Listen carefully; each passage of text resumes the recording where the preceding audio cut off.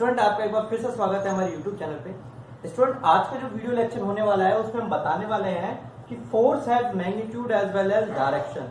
कि जो फोर्स हमने लास्ट वीडियो लेक्चर में पढ़ा था कि फोर्स का मतलब क्या होता है, किस तरीके से ऑब्जेक्ट फोर्स लगाता है और चीजों की जो पोजीशन है, शेप है, साइज है, वो क्या हो जाती है, चेंज हो जाती है। तो आज हम डिस्कस करने वाले हैं कि फोर्स में मैग्नीट्यूड भी होता है और डायरेक्शन भी होता है, और कुछ हम उसमें जो आपका डायग्राम से है उसमें भी हम इसको समझाने वाले हैं। तो वीडियो को एंड तक देखिएगा।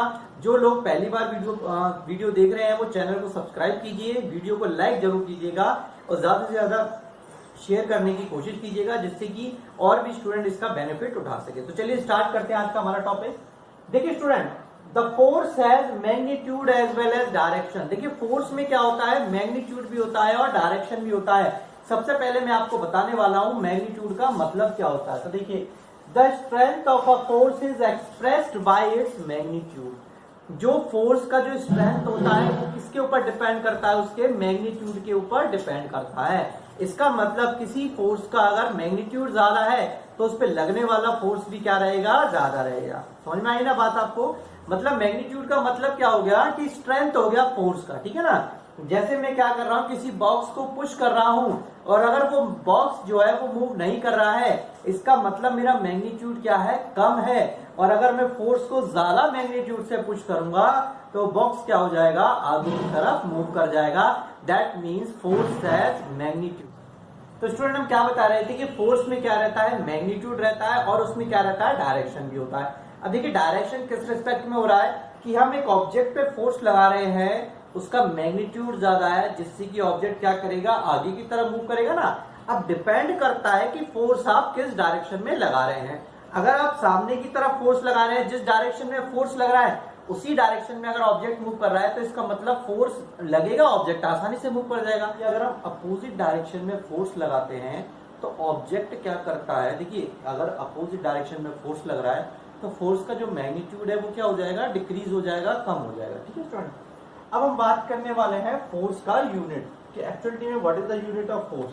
तो देखिए फोर्स की यूनिट क्या होती है student, that is Newton.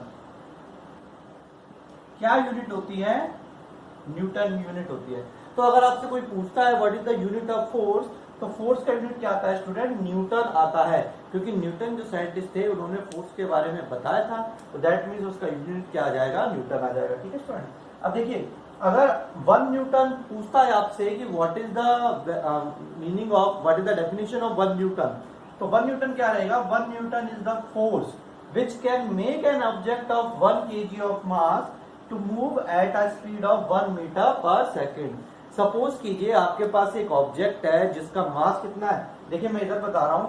Suppose कीजिए आपके पास एक ऑब्जेक्ट है, ये ऑब्जेक्ट हो गया आपका, ठीक है ना, और इस ऑब्जेक्ट का मास कितना है, 1 kg है।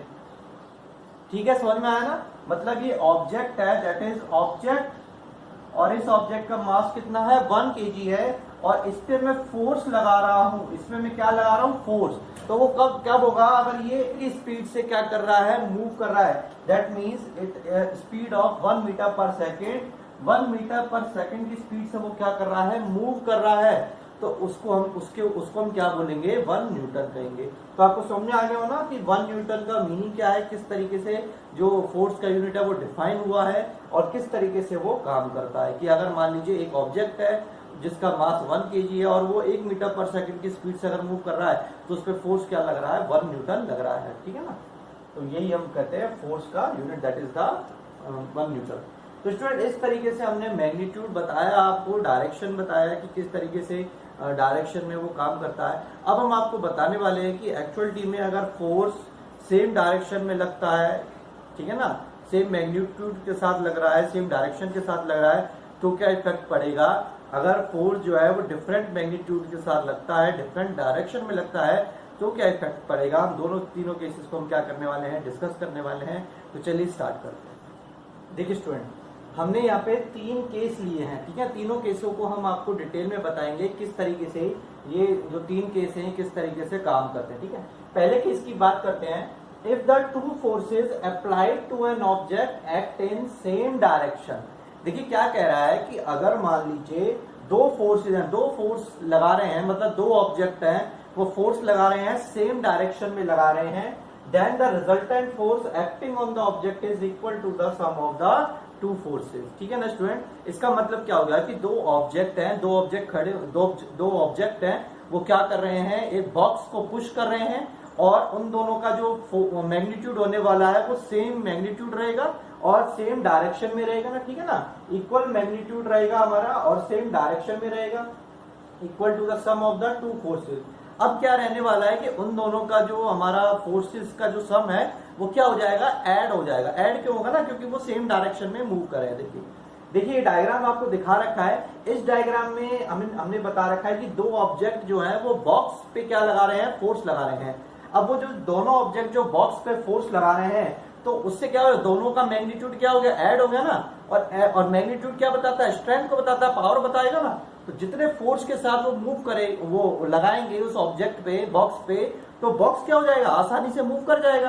तो इसका मतलब ये होता है कि अगर मैग्नीट्यूड ज्यादा हो और दोनों ऑब्जेक्ट एक साथ अगर फोर्स लगा रहे हैं, तो दोनों का फोर्स क्या हो जाता है, ऐड हो जाता है और सेम डायरेक्शन में फोर्स अप्लाइड होता है, जिससे कि ऑब्जेक्ट क्या करता है, आगे मूव करता है। देखिए डायग्राम में आपको बता रखा है कि दो ऑब्जेक्ट जो है वो बॉक्स को फोर्स लगा रहे हैं, और फोर्स लगाने के बाद ऑब्जेक्ट जो है वो आगे की तरफ जा रहा है। ठीक है, सेकंड केस की बात करते हैं।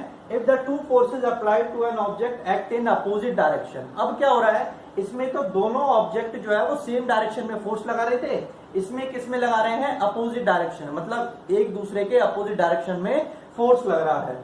Then the net force acting in the object is equal to the difference between the two forces.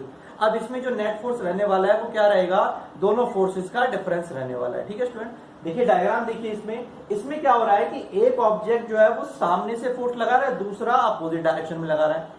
अब इस केस में क्या होगा कि जिसका मैग्नीट्यूड ज्यादा है, मतलब जो ज्यादा पावरफुल है, जो ज्यादा पावर से फोर्स लगा रहा है, उसी डायरेक्शन में क्या करेगा, बॉक्स मूव करेगा ना।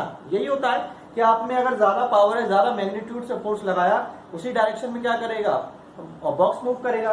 तो इस तरीके से ये डायग्राम बता रहा है आपको कि एक ऑब्जेक्ट इधर से फोर्स लगा रहा है, दूसरा इधर से फोर्स लगा रहा है, और जिसका भी और हमारा नेट फोर्स क्या रहेगा, इन दोनों फोर्सेस का डिफरेंस रहेगा। इसका मतलब दोनों में से जिसका फोर्स ज्यादा होगा, उसी डायरेक्शन में क्या हो जाएगा, आपका ऑब्जेक्ट जो है वो मूव करना स्टार्ट हो जाएगा। ठीक है, थर्ड की हम बात करते हैं। If the two forces applied to an object are equal in magnitude act in opposite direction. अब देखिए मैग्नीट्यूड क्या है, इक्वल है, लेकिन डायरेक्शन क्या है, अपोजिट है। Then the net force acting on the object is zero. अब क्या होगा कि मैग्नीट्यूड तो बराबर है लेकिन डायरेक्शन अपोजिट है, तो नेट फोर्स क्या हो जाएगा, जीरो हो जाएगा। और जब नेट फोर्स जीरो हो जाता है तो ऑब्जेक्ट की पोजीशन में कोई चेंज नहीं आता है।